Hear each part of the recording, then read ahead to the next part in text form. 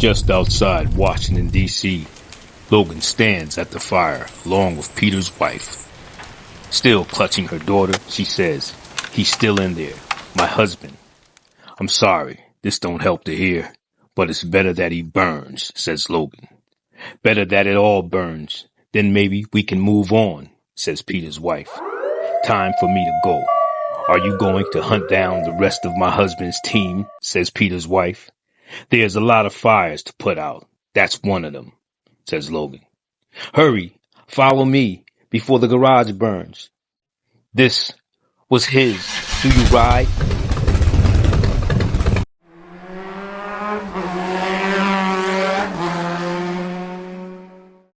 General Arms office, the Pentacle. For what happened at that church, he was supposed to face a war tribunal, but the Secretary of State gave him a second chance. Project Hellfire needed a new director. If he could revive the program and get her some results fast, then he might keep his standing and his pension. If he couldn't get his destroyers in line, he was finished. So he would solve this problem by fighting Hellfire with Hellfire. General Harms receives an incoming call. "General Harms." "Yes, Dr. Spivey." "I need you in the lab right now," says Dr. Spivey. "I saw what you did on the news. I saw what you did to my crew. They were dead. I watched them die. I watched them buried," said Lieutenant Townsend as he was holding the gun. "Let's settle down, Lieutenant Townsend," said General Harms. "You know how I found you. Do you know how I got in here? I called and a few favors. Maybe the next time I pick up the phone, it's the reporters I'm calling, or you can't help me," said Lieutenant Townsend.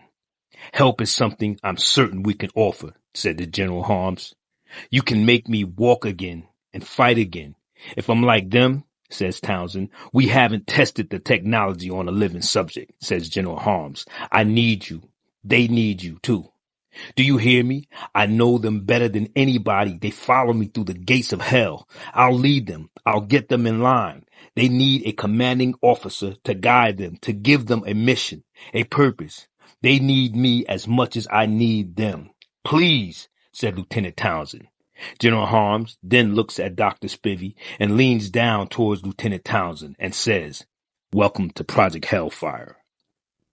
Akihiro had come from darkness, and now he was consumed by light, the blazing light of the hell itself.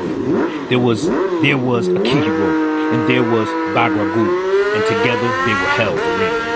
With every passing hour, he was better aware of his rebirth and what he had become. He gripped handlebars, but he didn't control their direction. Not yet, maybe never. He felt like he was wandering through a big black house, trying to find his way out. He was driven to live, but the Hellverine was driven only to punish the destroyers were out there. And he would find them. But until they made their next move, Hellverine's sense of them remained diffused. So he found a high vantage point where he could wait like an antenna tuned into the frequency of evil. Here he waits, idling. Madam Secretary stands looking over the lake as General Harms arrives. He gets out of the car and says, "I'm here, Madam Secretary. There was another incident a few hours ago at one of your soldiers' homes. We've managed to silence the media for now, but I just came from the White House. The president wants Project Hellfire to work out, but if we don't manage the situation by morning, he will be accepting my resignation."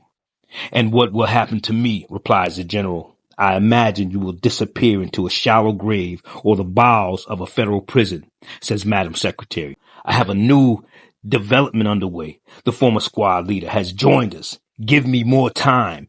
I'm confident that..."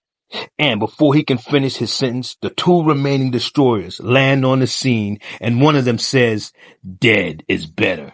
A startled General Harms says, "What the hell?" as he pulls out his service revolver, firing several rounds at the destroyers. The general and the secretary jump into the car. "We'll lure them back to the lab," says the general. Suddenly, the sharp-toothed destroyer leaps onto the car, swiping at the hood and smashing the windshield. The general throws the car in reverse, knocking the destroyer off of the hood. then shifts the gear in drive and makes for a speedy getaway. As the other destroyers launches his chains and hooks, with them latching onto the bumper of the car, stopping it in its tracks. The general then says, "Why aren't we moving?" As the shark-toothed destroyer runs up to the passenger side window, smashing through head first and biting the Secretary of State's head in half. Yikes. What a gruesome death. A surprised general looks on in fear, then jumps out of the car and makes a run for it. As he gets snatched and tangled by the other destroyer's chain and hooks, violence, pain, horror, and fear, they give off a kind of dark frequency that the Hellverine was attuned to. The Hellverine then grabs the shark-toothed destroyer by its jaws, literally ripping them apart. In the chest of every destroyer was a power cell fueled by hellfire. This was their beginning and their end. Among the many weapons Dr. Spidey had forged for Harms was a rifle loaded with holy water ammo. He didn't know if it would work, but the last of his destroyers was on the move and the Hellverine was about to give chase. So he had to act fast. The high-pitched scream that the Hellverine unleashed made dogs bark and children cry, their sleep up to 50 miles away. Someone else heard it. Someone who had been sniffing the air, tracking the smell of sulfur. Wolverine. Before him was the son he had lost and seemed in danger of losing again. Wolverine comes to a stop as his son crashes in front of him. Wolverine gets off of his bike and calls out his son's name. Akihiro. Akihiro. Can you hear me? Logan. Dad, said Akihiro. With a sigh of relief, Logan says, thanks. Damn it. At Logan's touch, something sparked inside of Dakin, the demon Bagragul, who was its original host and source of power. It wanted to plug back into Logan, and he allowed it, like a father, wishing he could swallow the fever of his child, wanting to make their pain his own. But instead of helping Akihiro, he doomed him, for the only thing keeping his son alive was the fuel of the demon. Stay tuned for more adventures in Hellverine number 4. Curiosity of the Damned. Now, with that said, I'm your comic connoisseur at the campfire, so just go full nerd mode by clicking on like, subscribe, and tap the notification bell to be notified when new content has been uploaded. Then you will be crowned an official TNN comic connoisseur. I'm Ra for Elm City Comic Book Collectors, and I'm out. Peace.